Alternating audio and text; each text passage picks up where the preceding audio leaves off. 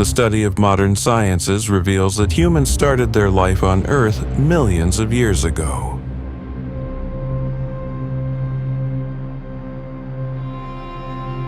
Confronting the forces of nature, harsh seasons, terrifying animals, and fellow humans, the struggle for sustenance and increasing progeny was the battleground of human endeavor.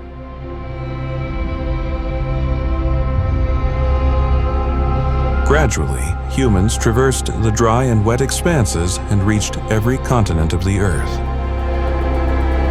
This human, known as Homo sapiens, eradicated other species similar to himself, brought animals under control, established settlements, arranged his protection from the forces of nature, and gradually established his dominance over the entire Earth.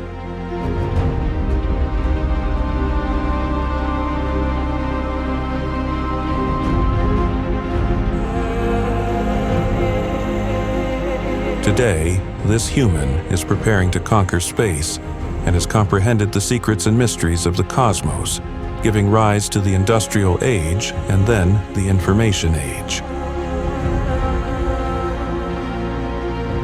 In the pursuit of establishing dominion over the Earth and advancing culture and civilization, the corruption, conflict, and bloodshed the humans indulged in is a separate story. Power and corruption, progress and bloodshed all are essential elements of the human story. However, the most important presence in the story of humanity is that of God, whose existence may not be visible but without whom the human story is always incomplete. It is so because the dominion of humans on this earth is a gift from God.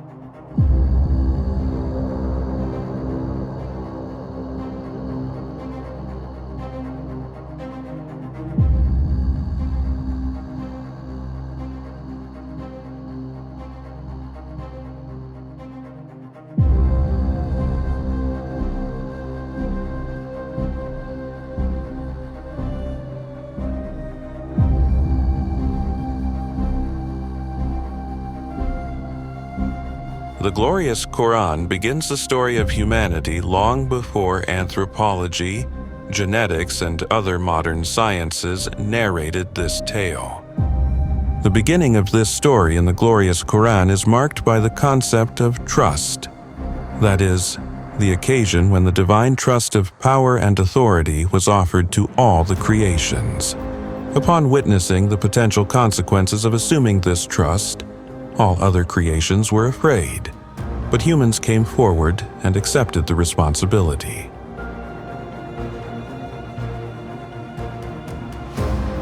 Then, in this story, the phase of the covenant of Elast comes, in which God created all humans together and directly communicated with them, and humans acknowledged the lordship of God.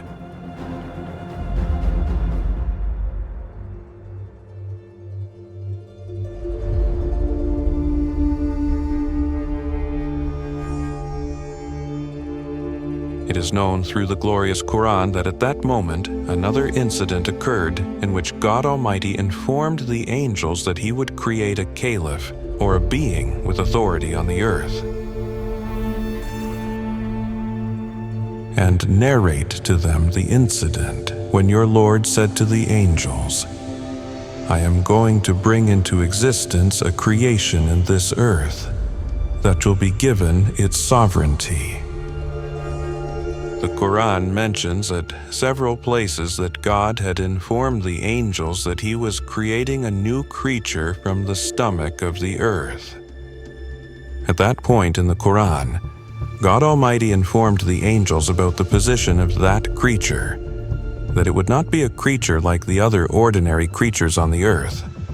This creature would have the authority on earth. What the angels said on that occasion is very interesting. But before delving into that, it is essential to understand who the angels are. Because of their elevated position, the angels directly receive commands from God and implement those decisions on the creations. Due to closer proximity with God, they have a higher understanding of His knowledge. To understand this, let's take the example of the incident of Prophet Moses when he traveled with an extraordinary personality. The way the glorious Quran narrates it in chapter 18, Al-Kahf, it becomes clear that he was an angel who executed God's decisions on creatures. In the traditions, he is identified as Al-Qadr. The noble Quran mentions that Prophet Moses embarked on a journey with revered Al-Qadr, during which Al-Qadr performed 3 actions. One of those actions was that Al-Qadr killed a child. Prophet Moses vehemently objected to it. Revered Al-Qadr explained the reason for his act as follows.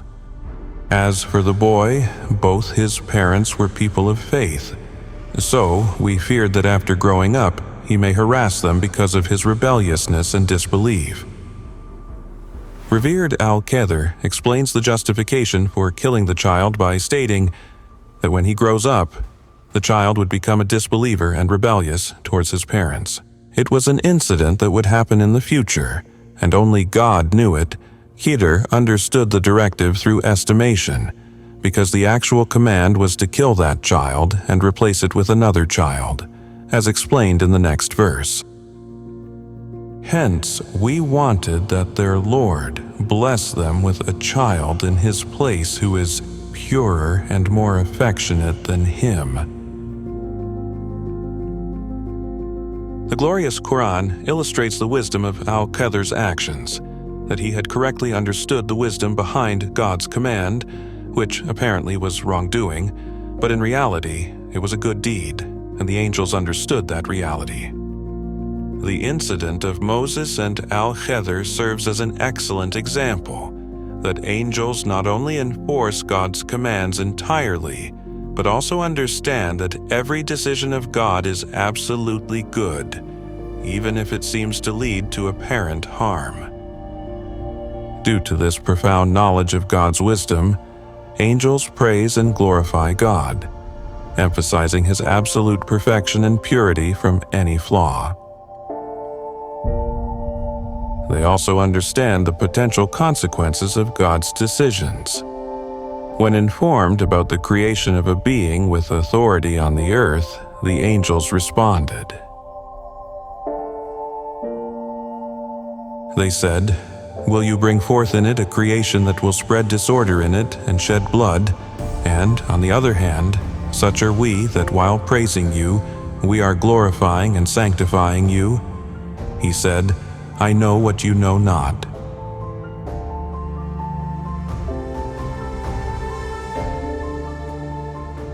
The angels' concern that this creature would cause corruption on earth upon attaining power was based on the knowledge they possessed about the relationship between the Creator and the created beings. The angels knew that justice and goodness in the world could only be established by God Almighty, as, in addition to being the possessor of absolute authority, he was also absolutely good and possessed flawless knowledge.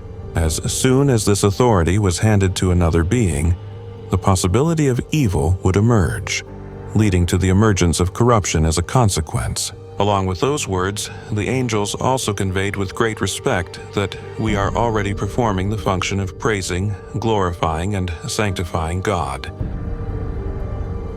The implication was that if the position of kingship on earth is to be bestowed upon any creature, then the angels are the most suitable for it, as they are the ones who, with complete obedience to God, possess the knowledge along with the absolute submission that cannot coexist with anything other than the praise, glorification, and sanctification of God. It can be inferred that they will not cause corruption on earth after attaining power.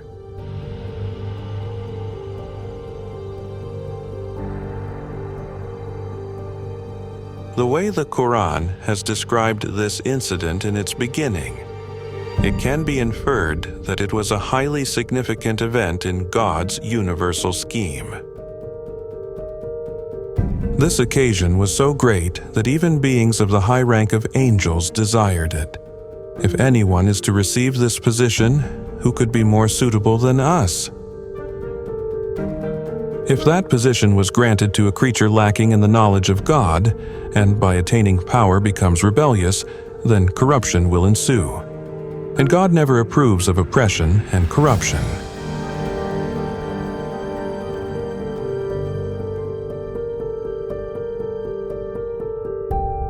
God Almighty has given humans free will and choice, and, along with that, dominion over this earth. When the angels heard that, they understood that, as a definite consequence of free will, choice, and dominion, there would be chaos. They would shed blood and kill each other. Obviously, when we look at this world, we also see this chaos. We see that humans have caused this chaos throughout their history.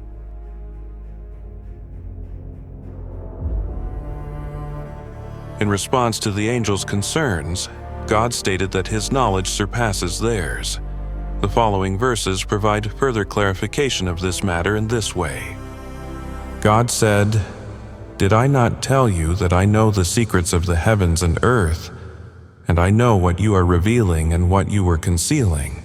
The meaning of this guidance from God Almighty was that if such authority is being bestowed upon human beings, it is based on divine knowledge, according to which the human beings, having accepted the trust of option and authority, demonstrated their willingness when all other creatures were afraid and stepped back.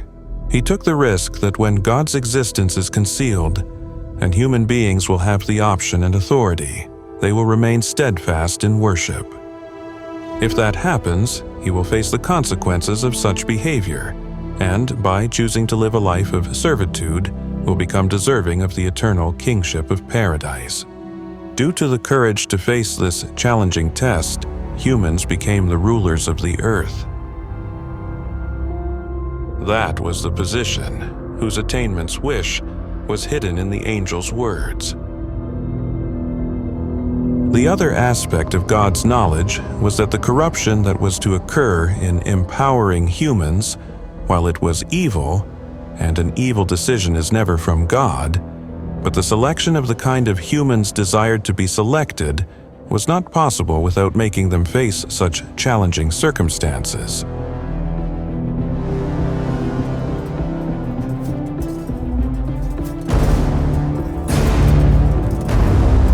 In other words, despite all the opportunities for evil and corruption, it was impossible to select those who walked on the path of righteousness and exhorted others to do the same. But have they only caused chaos? Another aspect of it is that the test that God Almighty has placed them in, despite having free will, choice, and dominion, extraordinary people are born. The champions of religion, high morals, and noble values, those who become the cause of producing extraordinary knowledge in the world. The intellect given to humans produces remarkable outcomes that appear before us in the form of civilization. This knowledge of humans, their inventions, and the manifestations of their moral existence are all positive aspects. They were the people about whom God Almighty had decided that the authority of the earth and the heavens would ultimately be given to them. We had written in the Psalms after the reminder that, on that day, the earth that will come into existence shall be inherited by my righteous servants. In it is great awareness for those who worship us.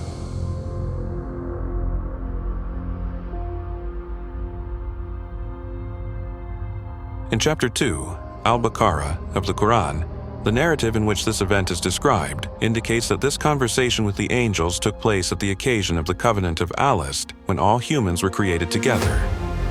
Therefore, in response to the question of the angels, God Almighty decided that based on His knowledge, which encompasses the future as well, the angels should be acquainted with those individuals who, in accordance with divine knowledge, called people towards the servitude of God in this world and lived their lives in submission to God. These were the people who, by avoiding all evil and corruption, led a pure life and were the people of paradise. So, God Almighty picked from the descendants of Adam those, for example, who will be prophets, martyrs, righteous and truthful, and similarly those who perform extraordinary deeds with their knowledge and actions. So when people who accomplished extraordinary feats with their actions and knowledge were brought forward, it is as if it had been answered that my plan will not fail, and despite free will, choice, and dominion, people of that exceptional caliber will be born, and I want to populate my paradise with them.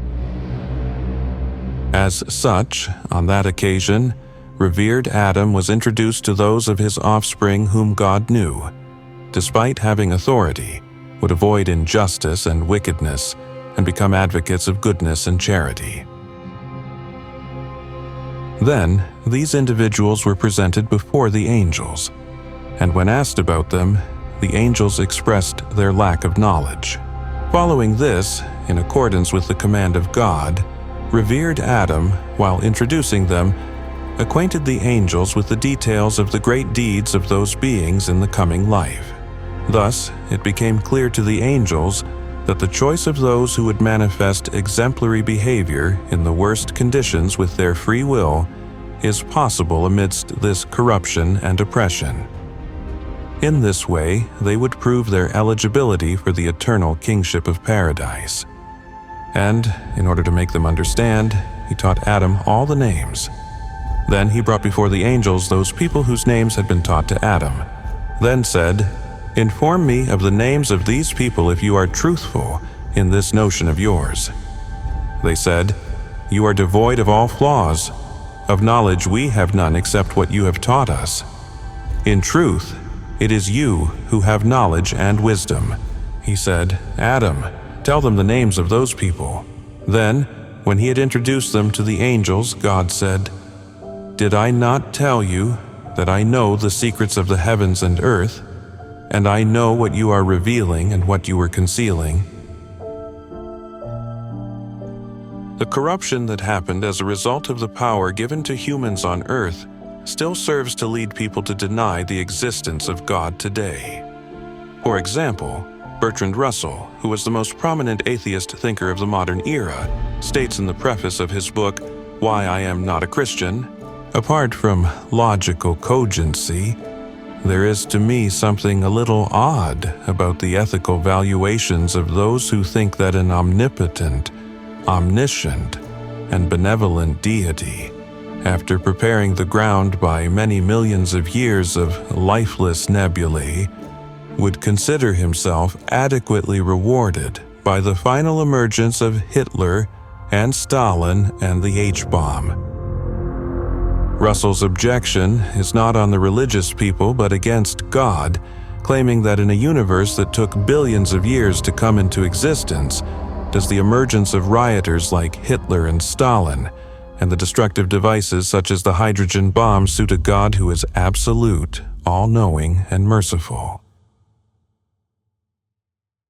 Do you not find this objection familiar? Is it not similar to what the angels had said to God, "Will you place on earth those who will spread corruption and shed blood?"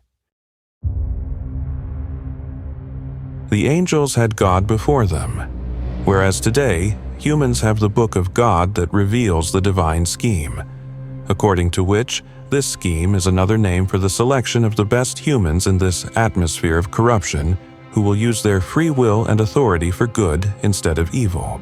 In this divine scheme, God's power, knowledge, and mercy are manifested everywhere, but His wisdom and justice operate too. However, they cannot be envisioned without the insight the Quran provides.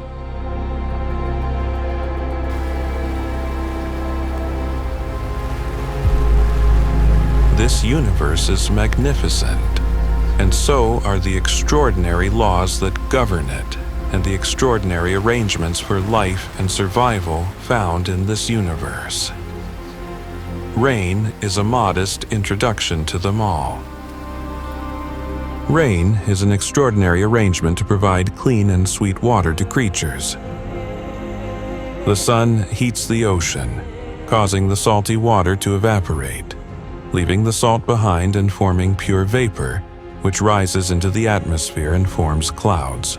These clouds travel thousands of miles riding on the wind, reaching different places. They fall on mountains in the form of snow, where they gather and throughout the year flow into rivers in the form of water, ultimately irrigating vast areas. These clouds, falling on populated areas, revive dead land on the one hand and create water reservoirs above and below the ground on the other. Humans, animals, and trees sustain their lives and arrange their survival through this rain.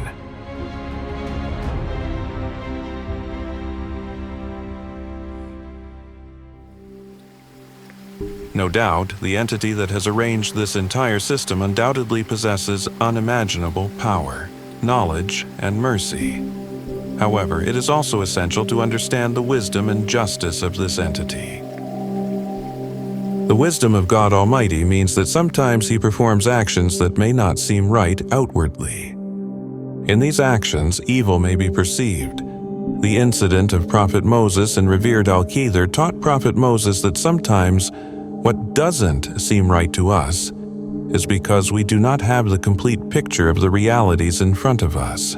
By killing a child, revered Al-Khidr saved his parents from a great calamity that was to come, and in return, better children were given to them. Furthermore, in that journey, he had done 2 other deeds. He had made a hole in the boat of 2 poor men. Then, in a town whose inhabitants had refused to offer them hospitality, he had also strengthened the falling wall without any wages.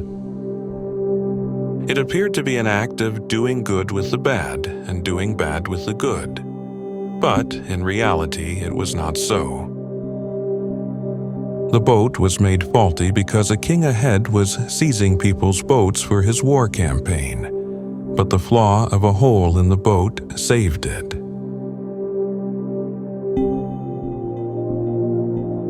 The wall of the house was strengthened because a treasure was buried beneath it that a righteous man had kept safe for his 2 children before dying. If the wall had collapsed, the people of the village would have taken the treasure. But after the wall was fortified, the children themselves obtained the treasure when they grew up. It is God's wisdom, which is the executor in this world behind every apparent evil. Sometimes this wisdom becomes apparent in this world, but mostly it will be only evident on the day of judgment. The other aspect of this wisdom is the test of humans. If the permission for injustice, corruption, and evil ends, how can the selection of good people be possible? There is evil in this world for this test. It is for this test that there is a degree of imperfection in this world. In the world of paradise, there will be no evil, no imperfection, and no incompleteness. After understanding the wisdom of God, let us comprehend His justice. In this world, Justice from God is not apparent outwardly, but human authority is the greatest evidence of God's justice on this earth. We have witnessed that at the occasion of entrusting responsibility, humans, after surpassing all other creatures, accepted the divine authority and power. Therefore, the demand for justice was that humans be entrusted with the authority on earth based on merit. That merit demanded that humanity be sent to this world for a test. Here, permission for oppression and corruption was granted. Then, the selection of the people of paradise was to be made, those who manifested the best conduct in the worst situations. If God had sent such people to paradise based on his knowledge alone, all other creatures and humans could question why such great kingship of paradise was given to them. God has not established justice in the world of humans, but he has kept a strong desire for justice. Secondly, he has made justice his fundamental demand. And thirdly, he has promised the day when justice will be perfect. This nature of humans, which desires justice, God's words that order to impart justice, and promises the day of the perfect justice, the day of judgment, that is, are not imaginary talks, but a reality of a world where the manifestations of the Almighty, the All-Knowing, the Compassionate, and the Merciful are present everywhere. Where there is rain, which is also an introduction to the power, knowledge, and mercy of God, and a reminder of the fact that just as God can revive dead land through rain, one day he will certainly bring the dead humans back to life, a place where justice will be perfect, where, upon gaining power on the earth, those who practice justice and kindness instead of oppression will be granted the eternal kingdom of paradise as a reward. It is this reward for which humans willingly embraced such great risks. In paradise, he will give us the status where our wishes will prevail. Whatever we desire will happen, and we will not die. In Bukhari and Muslim, there is a hadith that the last person who will be taken out of hell after suffering punishment for millions of years will be the last person to enter paradise. He will receive a paradise 10 times bigger than the planet Earth. God Almighty will fulfill the wishes in paradise. Here, a question arises regarding God's knowledge, justice, and the destiny of humans. The question is whether, based on his knowledge, God informed the angels in the beginning about which humans will be successful in this test and enter paradise. Can it be concluded that God has predetermined success for some humans and failure for others in their destiny? If that is the case, is it not unjust? The answer to that is, it is not so at all. There is no doubt that God has knowledge of events from the beginning. However, it does not mean that events occur because of his knowledge. Each event takes place based on its specific causes, just like we will go to paradise or hell based on our actions we are doing today because we have been given the choice to act freely, and it is our distinctive feature. But God's distinction is that he knows our end result today, and he also knew it when he created us at the time of the covenant of Alest.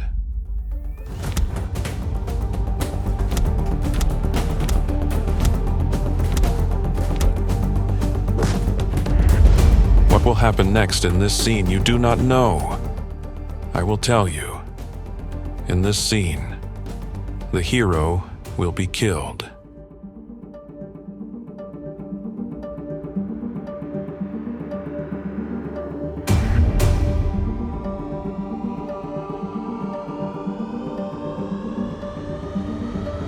Has the hero of the movie been killed by my saying so? No, that is not the case.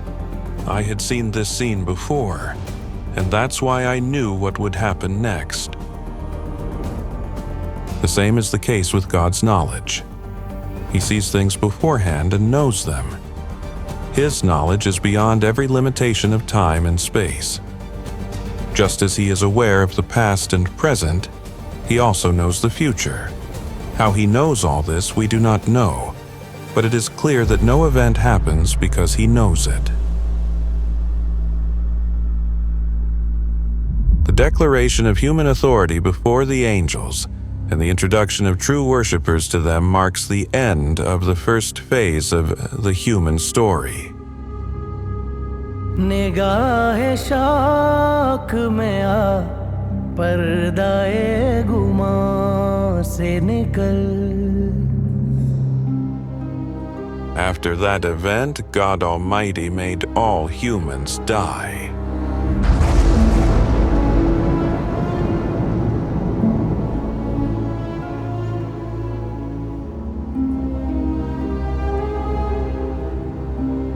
And now every person, upon being born at their appointed time, becomes a part of the test of life for which this world has been created.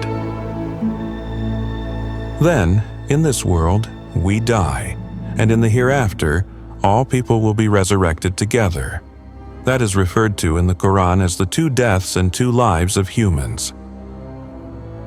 At the time of the covenant of Alist, all humans were created. After that, dying twice and being born twice are the most significant stages of every individual's life. At this time, we are passing through the first life that follows our first death. Soon, each one of us will experience our second death, and then we will be brought back to life once again. Most fortunate will be those who, living a life of servitude, will deserve paradise, and most unfortunate will be those who will be asking God this. They will say, "Lord, twice you gave us death and twice you gave us life." So, no doubt remains now on being resurrected after death. Consequently, we confess our sins. So, is there also a way to get out from here? निगाहे शौक में आ पर्दाए गुमा से निकल. निगाहे शौक में आ पर्दाए गुमा से निकल. मैं अपनी ज़ात से निकलूं, मैं अपनी ज़ात से निकलूं, तू लामकान से निकल. निगाहे शौक में आ पर्दाए गुमा से निकल.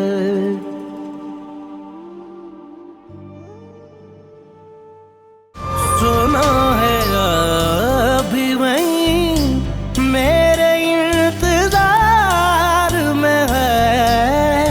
सुना है अभी वहीं मेरे इंतजार में है. जहाँ से तूने कहा था मुझे यहाँ से निकल. जहाँ से तूने कहा था मुझे यहाँ से निकल.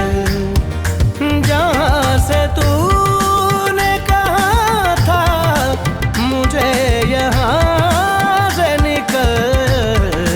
मैं अपनी ज़ात से निकलूं, मैं अपनी ज़ात से निकलूं, तू लामकान से निकल. निगाहे शौक में आ पर्दाए गुमा से निकल. निगाहे